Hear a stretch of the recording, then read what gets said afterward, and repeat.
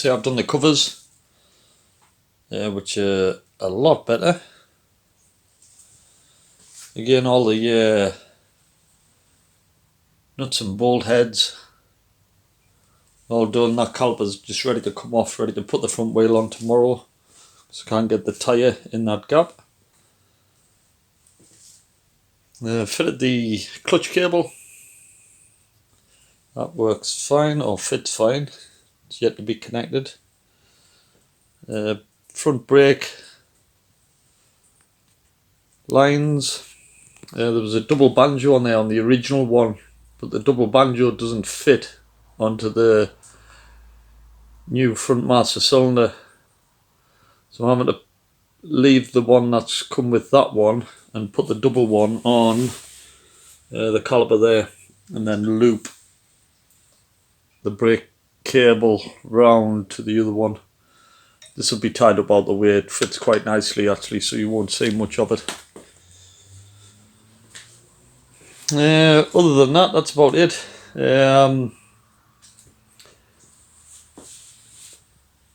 As I say, all the nuts and bolts again, fixing points on the back calipers, finish that off nicely. I've got this to take off, the carburetor. I'm just going to paint the side of this. I'm not going to do the whole thing because you don't see it for the fuel tank. It's not cheating, it's just, it's best not to spray these, because there are on some sort of air vents on some of the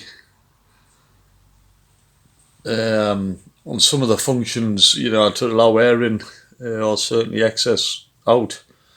So I don't want to spray too much of that, so I was thinking of just doing the sides, each side, and these are okay to paint. I'll paint these black, so it'll look like the whole thing's sprayed this colour with the high temperature paint.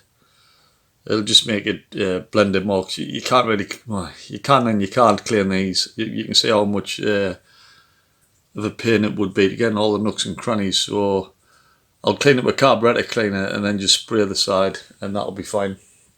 As I say, the majority you won't see for the fuel tank anyway. You can see the side covers there, sprayed as well. This hasn't been painted or anything yet, and that's obviously I didn't get a powder coated neither, but ideally this is not staying on. I've got other plans for that rather than pegs. So we'll see what happens with that.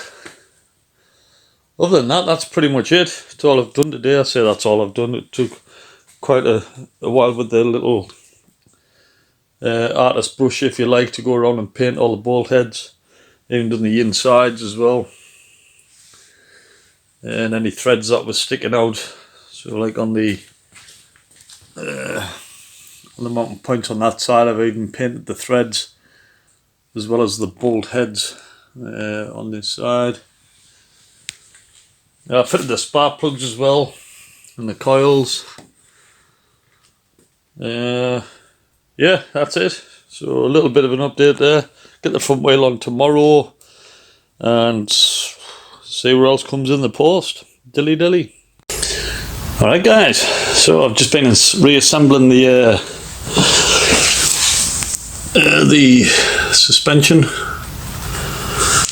I've got my tyre on my rim, as you can see.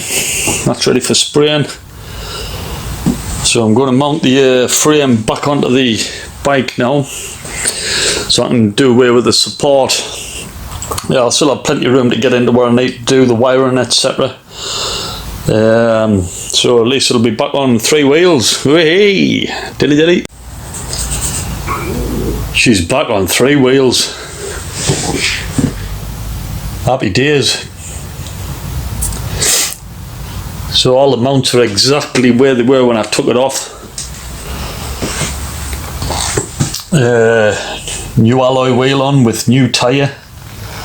12-inch wheel now instead of a 10-inch. Lowered the profile, so it is slightly less of a diameter on that wheel than the one that I took off, which means now the bike is sitting pretty much spot on level, or it looks so by the eye. nice and straight. Before it was leaning over to the right slightly and it was quite uncomfortable to ride. But it's nice and level now, and I think it's because of the diameter of that tyre is just reduced slightly, just enough to bring it onto the level. So happy days. Great stuff. Either that or when I've reattached the mounts, because the bike was level, it sort of made itself level, one of the two. Because that had supported off me rope, which had the bike level, so possibly when I've tightened everything up it stayed at the level. I don't know, but anyway, I'm happy days, it's level. Great stuff. So I'll crack on with other stuff now, and I'll continue with a different video on what I'm doing next. Dilly dilly.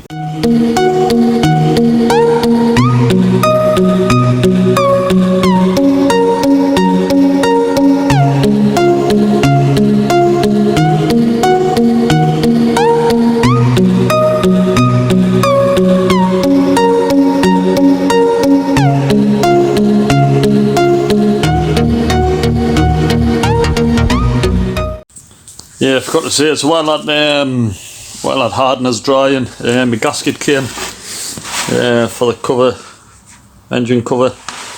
So I'll get that fitted and that can get bolted down. That's another job done. Dilly dilly. Well, as body prep goes, not much to do on this compared to the Cadillac. Literally a fuel tank, because all the rest is plastic and fiberglass, which, as we know, is getting blasted at the moment for a key. So I've just used my milliput for those that haven't used it. So it's basically 2 compounds, cut off what you want, mix it together for 5 minutes, and that's it really. Wait till it's a uniform colour, paste it on, and it hardens like bell metal. So I pushed it into all the holes and everything, then I got a dab of water on my fingers and then just smoothed it off. So that's it, just setting away nicely there. It took ages to get all the sand out of this. There's the other side. This side wasn't as bad. However, that's all done. So the rest will just get filled and then sanded and ready for Raptor. Let's say the fuel tank has got a couple of little dents here and there, so it's got a little dent there, so I might just while I've got the filler, I'll fill that. This side's the worst side. Typically the side that's not against the sidecar, but it's kind of dented in a bit there. It's not too bad. I don't think it's enough to start putting filler on, etc. Yeah, you can see the sort of the bump there. Yeah, the only thing I could try and do is put compressed air in it and you know, blow it up, but I would have to fit everything then and make it airtight, and then just have one port in for my airline. I think for what it is, I don't think it's going to work anyway, and you'll not really notice, to be honest, once the Raptor's on, because it's not a sheen surface. And besides, what can you do? Right, that's it. As I say, sand in there, loads of it, from obviously when it got blasted. So I got me blue plastic tape. I taped up all the holes. Obviously there was holes there. Taped up the top filler. So all I was left with was the fuel sender port, and then I basically got me Hoover.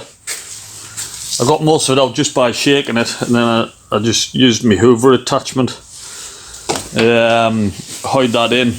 You felt it pulling in, causing a vacuum obviously, and then I just shook the tank about, and that was it, got all the sand out.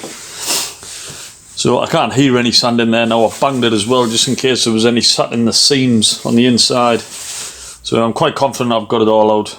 Yeah, if there's any left in now, it won't get into the fuel system because it's filtered. Obviously, there's 2 filters, one on the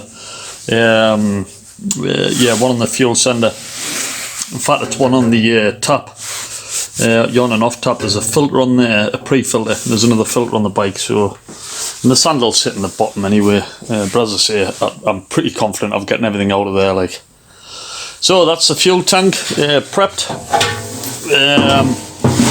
So as I say, I'll just wait till this goes off, hardens, doesn't take too long actually, probably about half hour. And then I can do the filler, and then that's it. I'm just ready for the Raptor then, which I've ordered. I just need to go up and get some colour tint. So I'm not sure if I mentioned what colour I was doing the bike. If I haven't, I'm not going to. There's only a select few I think that know, and it's only because I forgot that I didn't want to tell people what colour it's going to be. So those that know, don't spoil it for the rest. And hopefully it'll have the desired effect that I think it will. Yeah, I can see it now.